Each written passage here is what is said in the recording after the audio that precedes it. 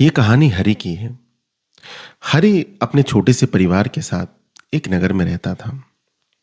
परिवार का भरण पोषण करने के लिए वो राजा के यहाँ नौकरी किया करता था। सुबह 10 बजे चला जाता और शाम को 8 बजे आता।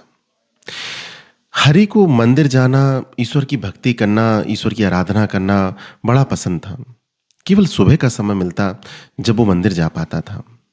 लेकिन अधिकांशतः ऐसा होता था कि मंदिर के रास्ते में उसे कोई दीन दुखी मिल ही जाता था जिसकी वो सेवा में लग जाता और मंदिर जाना चूक जाता, क्योंकि 10 बजे तो काम पर जाना था। हरि के मन में हमेशा ये रंज रहता कि वो मंदिर जाकर उतना समय ईश्वर के सामने नहीं बिता पाता जितनी उसकी इच्छा है। ईश्वर की आराधना में हमेशा कुछ कमी रह जाती है, ईश्वर की भक्ति कुछ कम रह जाती है। लेकिन हरि कर भी क्या सकता था? उसे नौकरी पर भी प्रतिदिन जाना है, परिवार का भरण पोषण भी करना है और मंदिर जाने के लिए केवल सुबह का समय है। और रास्ते में अगर कोई दीन या दुखी दिख गया तो उसकी सेवा करना उसे टाला ना जाता था।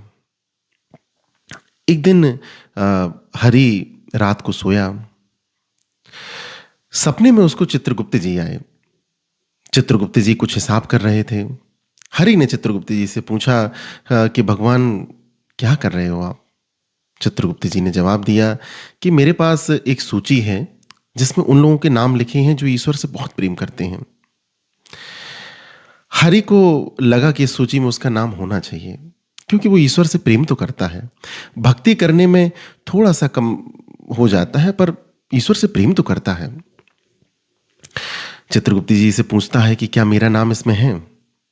चित्रगुप्त जी नाम पढ़ते हैं, पर उसमें हरि का नाम कहीं नहीं था। हरि को ये जानकर बड़ा दुख होता है कि मेरी भक्ति में सच में कुछ कमी रह गई। मैं अब प्रण करता हूं कि रोज सुबह मंदिर जाकर ही रहूंगा, ईश्वर की आराधना करूंगा। जितना भी मुझे समय मिलता है मैं मंदिर जाऊंगा, ईश्वर की आराधना अवश्य करूंगा। अगले दिन ऐसा प्रण करके हरि घर से निकलता है, लेकिन उसको रास्ते में फिर वही जैसे दीन दुखी दिख जाते थे, आज भी एक दीन व्यक्ति दिख जाता है जिसकी सेवा में वो लग जाता है। वो भूल जाता है कि उसे मंदिर जाना है। सेवा करते हुए उसे याद आता है कि अब तो नौकरी पे जाने का समय हो गया है। वो घर लौट आता है, नौकरी पर जाता है, पर पूरे दिन उसके मन में एक रंज रहता है कि आज भी वो ईश्वर की आराधना ना कर सका, भक्ति ना कर सका। रात को सोता है। रात को सोता है तो चित्रगुप्त जी फिर उसके सपने में आते हैं। हरि इस बार निराश था, दुखी था, पर फिर भी उसने पूछा कि चित्रगुप्त जी आज आप क्या लेखा जोखा कर रहे हैं? चित्रगुप्त जी कहते हैं कि आज मेरे पास वो किताब है जिसमें उन लोगों के नाम हैं जिनसे ईश्वर बहुत प्रेम करता है। हरि को लगता है कि आज तो चित्रगुप्त जी व्यर्थ ही उसके सपने में आए हैं, क्योंकि जब वो ईश्वर से प्रेम नहीं कर पा रहा तो ईश्वर क्या उससे प्रेम कर पाएगा? हरि कहता है कि ठीक है, मुझे पता है कि इस सूची में तो मेरा नाम नहीं होगा, फिर भी आप देखें, कुछ नाम पढ़ें जिनको मैं जानता हूं, उनका नाम हो इसमें शायद। चित्रगुप्त जी नाम पढ़ते हैं। चित्रगुप्त जी कहते हैं कि हरि, इस सूची के सबसे ऊपर नंबर पर तुम्हारा नाम है। हरि बड़ा आश्चर्यचकित होता है कि उस सूची में मेरा नाम जिसे भगवान पसंद करते हैं। चित्रगुप्त जी कहते हैं हाँ, भगवान प्रेम के भूखे हैं, भगवान भाव के भूखे हैं, कर्मकांड की नहीं।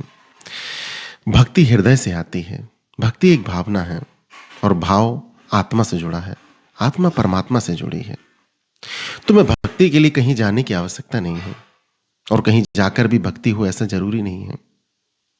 तो हरि का नाम उस सूची में था जिन भक्तों को भगवान पसंद किया करते थे। तो अगर आप भी हरि की तरह दयालु हैं, आपके हृदय में दूसरों के लिए प्रेम है, तो यकीन माने ईश्वर आपसे प्रेम करता है। आप आराधना कर पाते हैं तो अच्छा है, नहीं कर पाते तो कोई बात नहीं। मानव की सेवा, मानव धर्म निभाना ही सबसे बड़ी भक्ति है। धन्यवाद।